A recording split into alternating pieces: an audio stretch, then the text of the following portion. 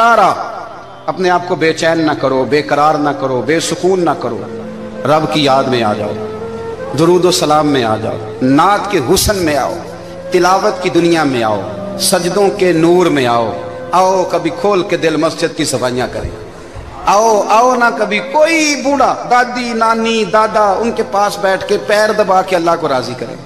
یہ کیف والی جگہ ہیں، یہ سرور والی جگہ۔ اتنی بے چین ہماری زندگی ہے، بے قرار ہے، تڑپتے ہوئے لوگ، لڑتے ہوئے لوگ، ایسے لگتا ہے اب ایک دوسرے کا گریبان تھام لیں گے، بے قرار بے چین۔ کسی کو انتظار کا کہا جانا کہ 10-20 منٹ کسی کا انتظار کرو، تو بعض لوگوں مجھے ایسے لگتا ہے جیسے یہ ان کا کلیجہ پھٹ جائے گا، ڈاکٹر کے انتظار میں بیٹھے ہیں تو بڑے پریشان ہیں۔ کسی کو ملنے گئے ہیں کو آدھا گھنٹہ بیٹھنا پڑ گیا تو بڑی دقت میں ہیں۔ اپنے آپ کو سکون دیں۔ آپ یقین کریں بڑا مزہ آتا ہے، کبھی کسی کا انتظار کرنا پڑے تو 2-4 تسبیح درود شریف پڑھی جاتی ہے، یعنی ذوق بن جاتا ہے کہ چلو اللہ نے موقع دیا ہے، کوئی سرکار کو یاد کر لیں، تنہائی مل گئی۔ ہمارا مزاج جس سختی کا شکار ہے وہ سختی آہستہ آہستہ ہمیں زیادہ آزمائش میں ڈال گئی۔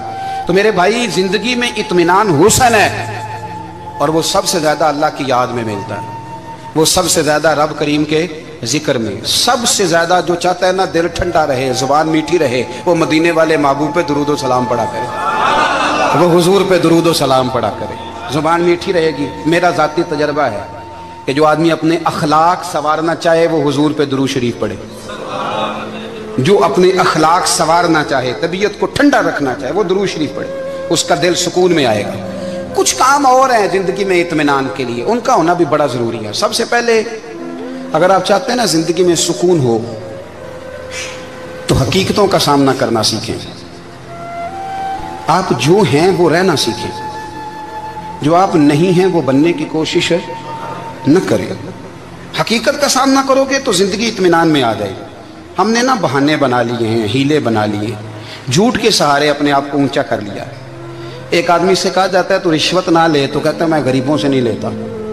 تو میرا سوال یہ ہے کہ امیروں کا حساب لینے کی اللہ نے تیری ڈیوٹی لگائی ہے، تیرے ذمہ لگایا ہے کہ تو امیروں کا حساب کر، تمہیں کیا ضرورت پڑی ہے؟ ہم نا بہانہ کرتے ہیں، رشوت لینے والے کا الگ بہانہ ہے اور سفارش والے کا الگ بہانہ ہے۔ حقیقت کا سامنا کریں، حقیقت کا، جو میرے ذمہ داریاں ہیں وہ میں نے پوری کرنی، جو آپ کی ذمہ داریاں ہیں وہ آپ جان نہ چھڑائیں، حقیقت پسند بنیں۔ میرے رسول کریم، پھر پڑھیے درود شریف صلی اللہ تعالی علیہ وسلم۔ حضور صلی اللہ علیہ وسلم نے فرمایا کہ میری بیٹی سیدہ فاطمہ الزہرا رضی اللہ تعالی عنہا صرف جنتی نہیں، جنتی عورتوں کی سردار ہے۔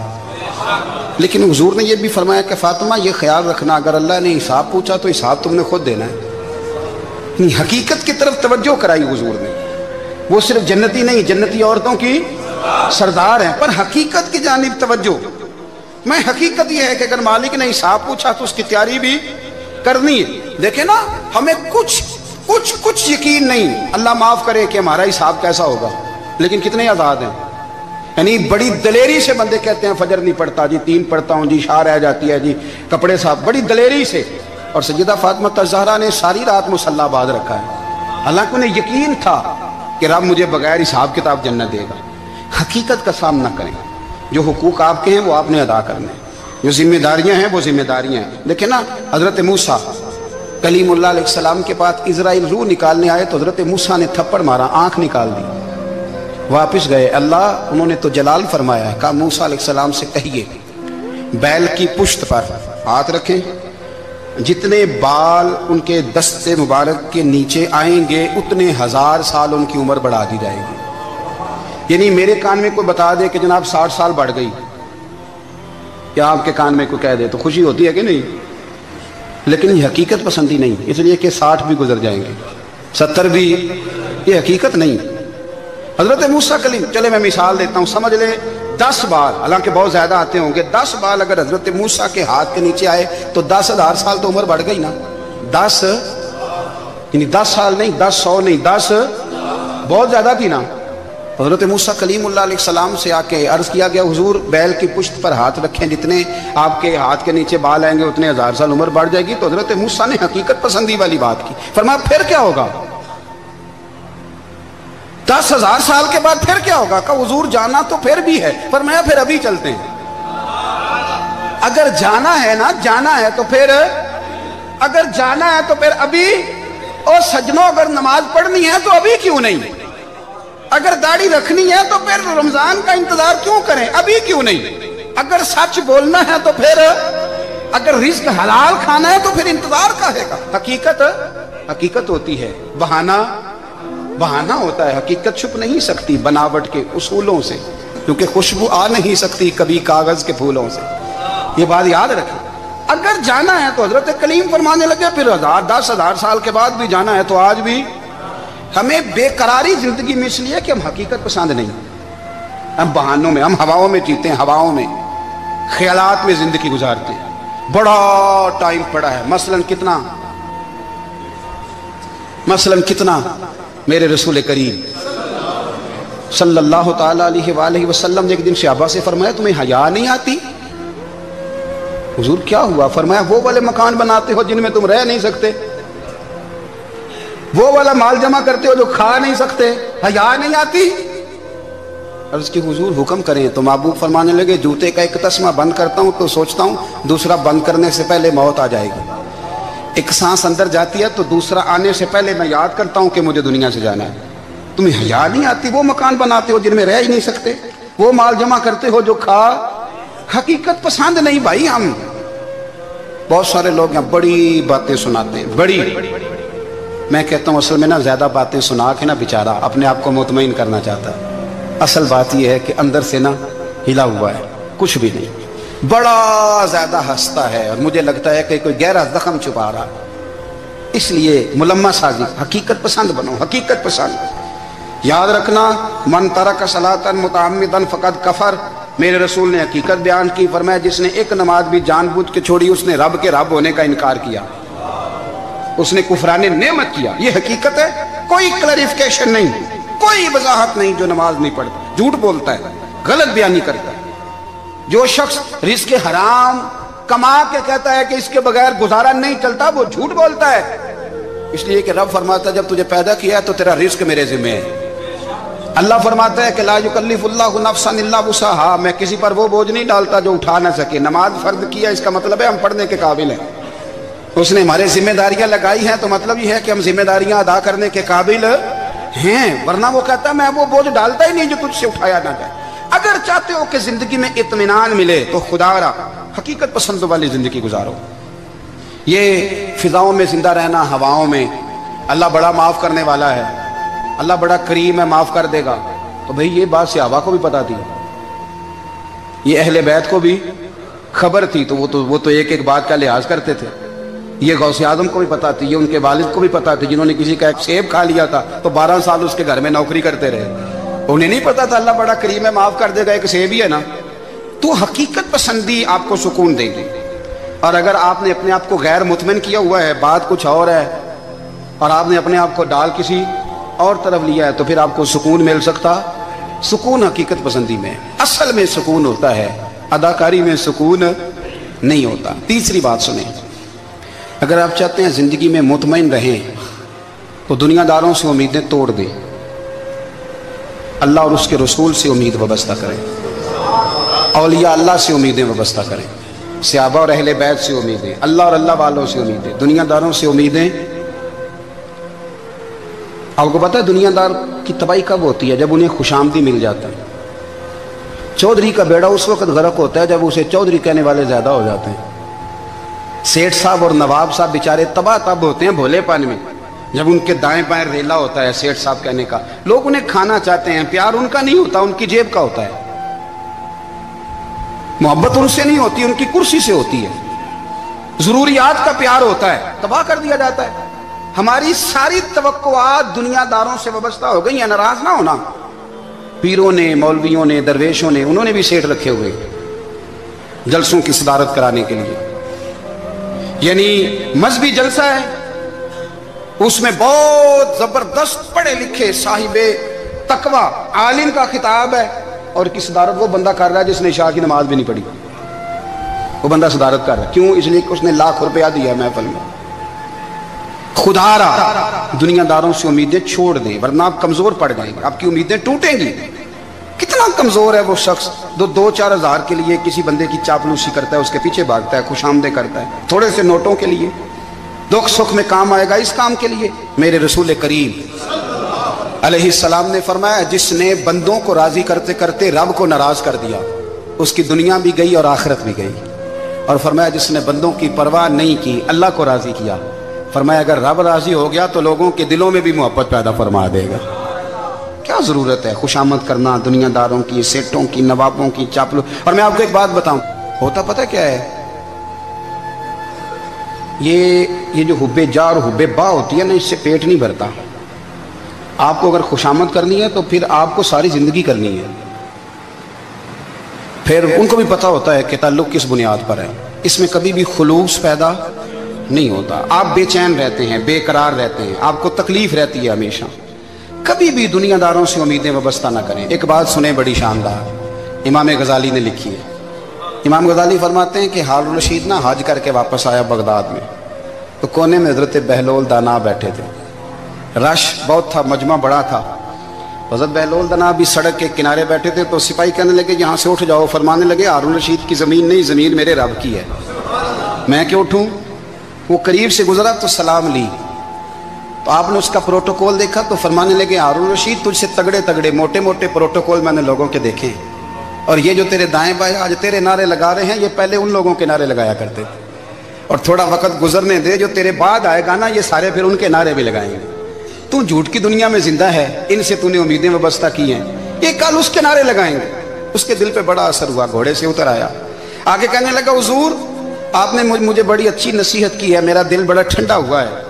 मैंने सुना है आप मकरूज हैं, कुछ लोगों का कर्ज, तो मुझे कोई हुक्म ही कर दें। आप हंसने लगे, फरमाने लगे यार तू तो बड़ा ही बेवकूफ़ है, बड़ा ही बेवकूफ़ है तू, मैं तुझे नसीहत कर रहा हूँ, तू मुझे उलझा रहा है। हुजूर कोई हुक्म कर दें। क्या खूबसूरत अंदाज है रब करीम के बंदों का। हजरत बहलोल दाना फरमाने लगे तेरा रब कौन है। कहा अल्लाह। तो फरमाया मेरा कौन है। कहा अल्लाह। फरमाने लगे ये तो नहीं ना हो सकता कि अल्लाह हारून रशीद को देता रहे और बहलोल दाना को भूल ही जाए। ये तो नहीं ना हो सकता कि हारून रशीद को देता रहे और बहलोल दाना को भूल जाए। फरमाया उसका दिल, उसका इरादा हुआ, इरादा कुदरत हुआ कि बहलोल मकरूज रहना चाहिए। तो अगर रब मुझे रखना चाहता है, दुख कबूल मोहम्मद बख्शा राजी रहन प्यारे, अगर वो चाहता है मैं मकरूज रहूं तो मैं भी चाहता हूं कि मैं मकरूज ही रहूं। ये तो नहीं ना हो सकता कि तुझे दे और मुझे ना दे। फरमाया मेरी तुझसे कोई उम्मीद नहीं, मुझे जब भी देगा मेरा रब भी देगा, और वो देगा तो फिर इंशाल्लाह खजाने खोल के देगा। दुनियादारों से उम्मीदें वाबस्ता करना, लोगों के पीछे, ये छोड़ दें। आप बेचैन रहेंगे, बेकरार रहेंगे। अल्लाह वालों से जरूर उम्मीदें वाबस्ता करें, इसलिए कि उनके पास जो कुछ होता है वो दरअसल रब का ही होता है। लेकिन सेठों से, नवाबों से, सियासतदानों से बाज आ जाए, हमारी बड़ी उम्मीदें वाबस्ता हैं। मैं अक्सर कहता हूं जितने फेरे नौकरी के लिए दुनियादार के दरवाजे पे लगाए हैं ना, इससे कम दफा मस्जिद में नफल पड़े होते तो रब उतनी बड़ी मेहरबानी फरमा देता। तीसरी बात यह याद रखें, अगर सुकून लेना चाहते हैं ना, अगर सुकून लेना चाहते हो ना, तो लोगों को डिस्कस करना बंद कर दो। किसको अल्लाह ने कितने पैसे दिए हैं वो जाने और अल्लाह जाने, किसको अल्लाह ने कितनी गाड़ियां दी हैं वो जाने, और लोगों को डिस्कस करना जी। यानी मैं एक जगह बैठा था तो एक साहब गाड़ी वाला गुजरा, गाड़ी में बैठ के, उसका पड़ोसी था, कहते था मुंह है घर वाला। मैं क्या ਉਹਦਾ ਤੇ है ਤਾਂ ਹੀ बैठा है। ਤੇ ਹੁਣ मैं क्या समझाना ਸੀ ਨਾ ਉਹਨੂੰ, मैं क्या ਤੂੰ ਤੇ ਮੈਂ ਹਿਸਾਬ ਲਾਈਏ ਵੀ ਸਾਡੇ ਕੋਲ ਕੋਈ नहीं, ਉਹਦਾ ਤੇ है। लेकिन ना अल्लाह ने उसे दी है ना, तो अल्लाह ने चाहा ना वो कार में बैठे, तो इसने फटे पे बैठ के ये तबसरा किया कि मुंह है कार वाला। मैं क्या भी होता है ता कार है। अब मुझे तुझे अंदाजा लगाना चाहिए कि हम क्या ये बहस है। यदि अल्लाह को चाहिए था माज अल्लाह के पहले तुमसे पूछता कि इसे कार देनी है कि नहीं। क्या मतलब फसूल बहस है। वो चीज हमें इतना तंग करती है, इतनी तकलीफ देती है कि आप यकीन करें सारा दिन उसी को डिस्कस करते हैं, सारा दिन। उसके पास गाड़ी है, उसके पास कार है, फलाने का पैसा 1 नंबर है, फलाने का 2 नंबर है, फलाने का 6 नंबर है। असल बात के अंदर हसद है, इसको निकालो। एक बात कहने लगा हूं, इसे याद रखना। मेरे आला हज़रत रहमतुल्लाह अलैह फरमाया करते, हसद करने वाला बंदों पर इतराज नहीं करता, अल्लाह पर इतराज करता। वो कहता है अल्लाह उसे क्यों दिया है, इतना क्यों दिया है, माज़अल्लाह वो अल्लाह की तकसीम पर इतराज करता। हसद करते हो बेचैन रहोगे, हसद आपके दिल को तड़पा के रख देगा। छोड़े, अल्लाह बड़ा करीम है, जिसको जहां चाहता है वहां बिठा देता है। آپ قطعاً اس بحث میں نہ پڑے کہ اللہ نے کس کو کتنا دیا ہے، کب دیا ہے، کیوں دیا ہے، وہ بڑا بے نیاز ہے۔ حسد آپ کو تباہ کرے گا۔ دنیا میں پہلا گناہ جو ہوا تھا وہ حسد تھا۔ ابلیس نے حضرت آدم سے حسد کیا، کہنے لگا میں بہتر ہوں، سرداری اس کو مل رہی ہے، یہ تو اللہ کو پتہ ہے نا کس کو دینی ہے۔ اور دنیا میں پہلا قتل حسد کی وجہ سے ہوا۔ حابیل قابیل کے درمیان حسد کا معاملہ تھا، خاتون کا نکاح اس سے کیوں ہو رہا ہے، مجھ سے ہونا چاہیے۔ حسد تباہی کرتا۔ آپ یقین کریں، یعنی دکاندار کے سامنے دوسری دکان پڑتی ہے اور پریشان ہو جاتا ہے، وہ کہتا ہے میرا کیا بنے گا، لا حول ولا قوت الا باللہ العلی العظیم، یعنی تیرا کیا خیال ہے کہ تیرے حصے کی روٹی وہ کھا جائے گا، اتنا چھوٹا دل، یعنی تیرا موقف یہ ہے کہ تیرے حصے کا نصیب اس تک چلا جائے گا، یہ تیری خواہش ہے۔ ایک دوسرے کی کمزوریاں بیان کرنا، اس کا تو مال ہی ناقص ہے جی، اس کے تو پاس ہی کچھ نہیں، یہ تو کمزور لوگوں کا طریقہ ہے۔ میرے رسول کریم علیہ السلام گزر رہے تھے، پت جھڑ کا موسم تھا، خزاں کا موسم تھا، درختوں کے پتے جھڑ رہے تھے، صحابہ کو ساتھ لے کے حضور گزرے اور ایک درخت کی ٹہنی کو پکڑ کے حضور نے ہلایا۔ صحابہ فرماتے ہیں کہ چھم چھم اس کے پتے گرے، زمین پر ڈھیر لگ گیا۔ حضور نے فرمایا دیکھا تم نے کیا ہوا؟ حضور ہاں۔ فرمایا کتنی تیزی سے پتے جھڑے ہیں، صرف تنا رہ گیا ہے اور خالی ٹہنیاں رہ گئی ہیں، کوئی حسن بچا ہے؟ حضور نہیں۔ تو نبی کریم فرمانے لگے جو حسد کرتا ہے نا اس کی نیکیاں بھی اسی طرح جھڑ جاتی ہیں، اسی طرح۔ اور ایک جگہ حضور فرمانے لگے جس طرح راکھ لکڑی کو آگ کھا جاتی ہے، جس طرح لکڑی کو آگ، جب آگ کھا جائے تو پھر لکڑی کو لکڑی نہیں کہا جاتا، راکھ کہا جاتا ہے، کوئلہ کہا جاتا ہے، اس کی اصل باقی یعنی اسے کھائی جاتی ہے۔ تو حضور علیہ السلام فرمانے لگے جس طرح آگ لکڑی کو کھا جاتی ہے، فرمایا اسی طرح حسد نیکیوں کو کھا جاتا ہے، نیکیاں رہتی نہیں۔ حسد کرنے والے کے پاس نیکیاں یعنی ان کی اصل شکل موجود، کبھی بھی حسد نہیں کریں۔ اللہ کی تقسیم ہے، جس کو چاہے جب چاہے جتنا چاہے عطا کرے۔ اور چوتھی بات میرے بھائی، کبھی بھی بغض نہ پیدا کریں۔ بغض والے لوگ بے سکون رہتے ہیں۔ بہت ساری کمزوریاں ہمارے اندر ہوتی ہیں نا، پھر اللہ ہماری روزی تو نہیں نہ بند فرماتا، یہ تو نہیں کہتا کہ زمین سے نکل جاؤ۔ اگر یہی والا معاملہ ہو جو ہمارا ہے کہ شادی پہ اس نے میرے ساتھ برا سلوک کیا تھا، اب ساری زندگی بغض رکھنا ہے۔ اگر یہی معاملہ فرشتے اللہ کی بارگاہ میں کہیں کہ یا اللہ اس نے فلانے دن شراب پی تھی، اب اس کو زمین میں نہیں رہنے دینا، نظام زندگی چلے گا؟ تو اگر اللہ ہمیں معاف کرتا ہے تو ہم بندوں کو معاف کیوں نہیں کرتے؟ آپ یقین کریں اتنی لمبی عداوتیں، اتنا لمبا حسد، اتنا لمبا بغض، اتنا لمبا۔ حدیث میں نے پڑھی، میں حیران رہ گیا۔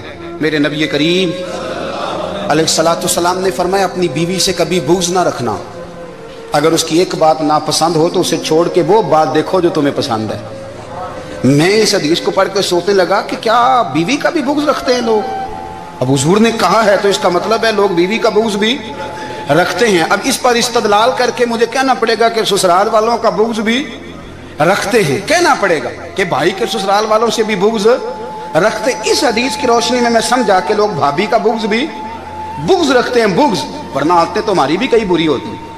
اگر عادات ایک وجہ بنے اختلاف کی تو عادتیں تو ہماری بھی کئی بری ہیں، لیکن ہم اپنی بری عادتوں سمیت اپنے آپ سے پیار کرتے ہیں، اور سامنے والے کی ایک بھی عادت بری ہو تو اس سے بغض رکھتے ہیں۔ بغض نہ پیدا کریں۔ میرے نبی پاک علیہ السلام نے فرمایا کچھ چیزیں تمہارے دین کو مونڈ ڈالیں گی، تباہ کر دیں گی، کاٹ دیں گی۔ حضور کون سی؟ فرمایا حسد، تکبر اور بغض، یہ تمہارے دین کو تباہ کر دیں۔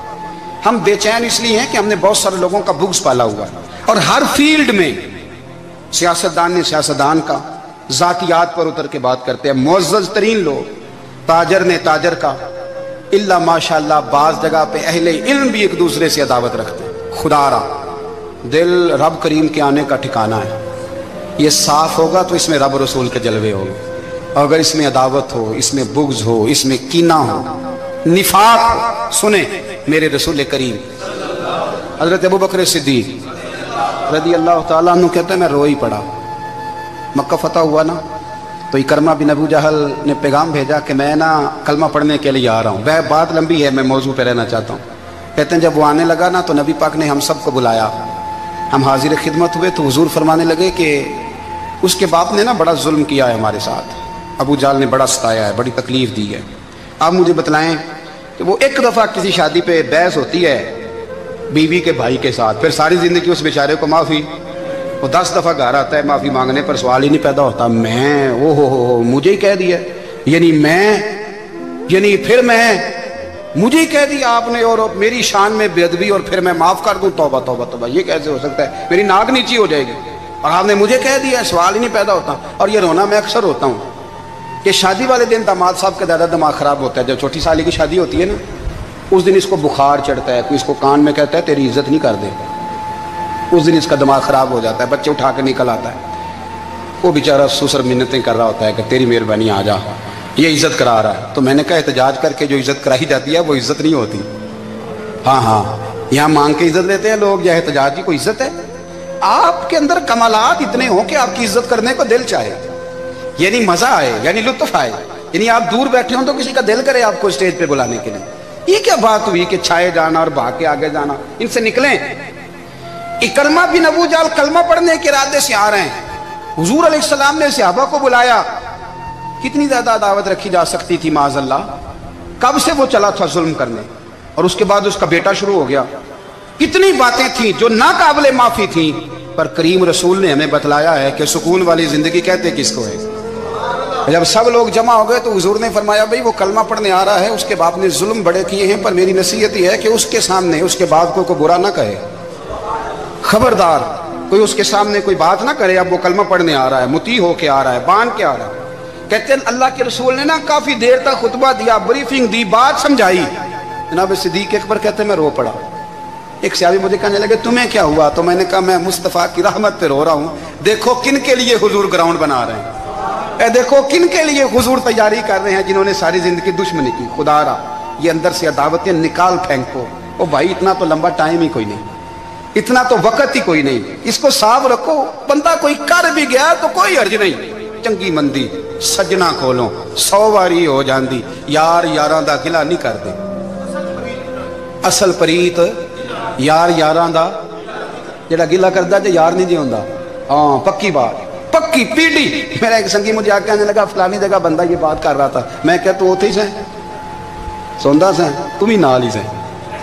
میرا تو سجن بات سن ہی نہیں سکتا. چنگی مندی سجنا کولوں 100 واری ہو جاندی, یار یاراں دا گلا نہیں کر دے, اصل پریت جنہاں دی. ہاں جو بندے پھر ہوتے اس طرح کے, ان کے لیے بھی میاں صاحب نے کہا ہے, ان کے لیے بھی میاں صاحب نے کہا ہے, ان کے لیے بھی آپ نے بات ارشاد فرمائی ہے. آپ نے فرمایا چنگا ہویا لڑ نیڑیوں چھٹا, کتے عمر نہیں لنگی ساری, بے قدران دی یاری کولوں توبہ لکھ لکھ واری. اور چنگا ہویا لڑ نیڑیوں چھٹا, کتے عمر نہیں لنگی ساری. جو اس طرح کا تھا نا شکوے کرنے والا, بغض رکھنے والا, فرمایا بے قدران دی یاری کولوں توبہ, یعنی لاکھ تے لاکھ کنے ہو گئے, یعنی 2 لاکھ واری توبہ کی تھی انہوں نے, گنی نہیں جا سکتی جتنی میاں صاحب نے توبہ کر دی. بے قدرے دوست, بے قدران دی یاری کولوں توبہ لکھ لکھ واری. چنگا ہویا لڑ نیڑیوں چھٹا, کتے عمر نہیں لنگی ساری. تو مہربانی کریں, ایک تو اگر آپ مطمئن رہنا چاہتے ہیں تو کبھی کبھی نا مست ہو کے ذکر الہی کریں. مست ہو, وہ والا ذکر نہیں جس میں آپ موبائل بھی دیکھ رہے ہیں اور کہانیاں بھی. میرے سامنے کو بندہ جمعے والے دن یا تقریر کے درمیان تسبیح لے کے بیٹھ جائے تو میں اس سے پوچھتا ہوں تو 2 کام ایک ٹائم جی میں پہ کرنا ہے. میری بھی بات سن رہے ہو, تسبیح پڑھی تو ممکن ہی نہیں. تسبیح تو تسبیح ہے, جب وہ ہوگی تو پھر کوئی اور کام سوال ہی نہیں پیدا ہو. ایک تو ذکر کریں محو ہو, دوسری بات حقیقت کا سامنا کریں. آپ اگر مطمئن رہنا چاہتے ہیں تو حقیقت پسند بنیں. تیسری بات حسد چھوڑ دیں, دوسروں کو ڈسکس کرنا چھوڑ دیں. آپ یہ دیکھیں کہ اللہ نے مجھے کیا کچھ دیا, اس پہ راضی رہیں. اور چوتھی بات عداوت چھوڑ دیں, سینے میں کینہ چھوڑ دیں. آپ کی زندگی مطمئن ہو جائے گی, آپ خوشحال رہیں گے. وہ جو آپ لفظ کہتے ہیں نا کہ میں بور ہوں, میں پریشان ہوں, اس سے آپ نکل آئیں گے. اللہ ہمیں محبوب کی غلامی میں زندہ رکھے, غلامی میں موت.